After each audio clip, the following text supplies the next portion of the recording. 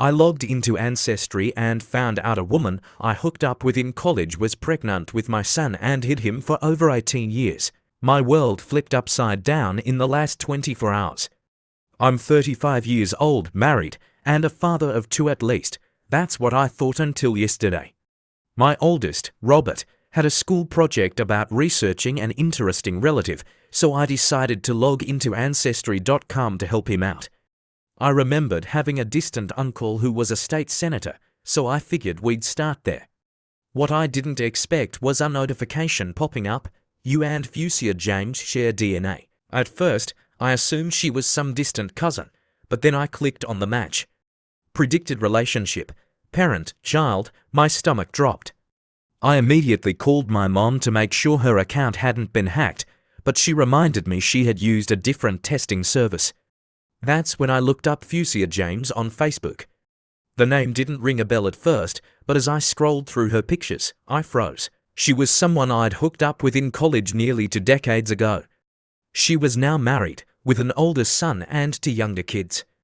Her husband and kids looked like the perfect suburban family. But that teenage boy, he looked so much like me at that age, it was eerie. A flood of emotions hit me all at once: anger, confusion, sadness, guilt. If my math was right, he was around 18. I had missed everything: his first words, first steps, his childhood. I had been in no position to raise a kid back then, but I never got the choice to know, and that hurt more than anything. I hadn't told anyone yet, not even my wife. I knew I had to tread carefully. Reaching out to him directly felt like too much, too soon. Instead, I decided to contact Fusia through Ancestry, but before I could, she blocked me. I was stunned. Why was she shutting me out? My sister, who also had an account, could still see the match. I asked her to reach out, hoping it would be easier coming from another woman. Blocked. My mom tried, blocked. I was out of options. Finally, I sent my son a message on Instagram. I kept it vague, saying I believed we shared a connection, that I knew his mom in college in 2005, and that I wanted to leave the door open for him to reach out. I wasn't sure if he'd even see it, let alone respond. But a few hours later, he did. He knew exactly what I meant. He told me his mother had always said his biological father was her high school sweetheart who had died in a car accident before he was born. But over the years, he had started to doubt the story. She didn't seem to know any of his dad's relatives, and she only had one picture of him, none with her in it.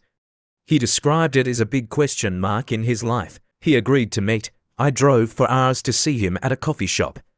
I brought a paternity test with me. As soon as I walked in, I knew he was mine. The resemblance was uncanny: his face, his mannerisms, even his voice. I nearly lost it right there. We did the test, mailed it off, and a few days later, I got the results. 99.9% match. He was my son. He told me he had never been close to his mom's husband, especially after his younger twin brothers were born. His real father figure had always been his grandfather, who had helped raise him for most of his early years. He was an honor student, on the swim team, and aiming for a scholarship. He had a girlfriend. He was going to prom in a few months.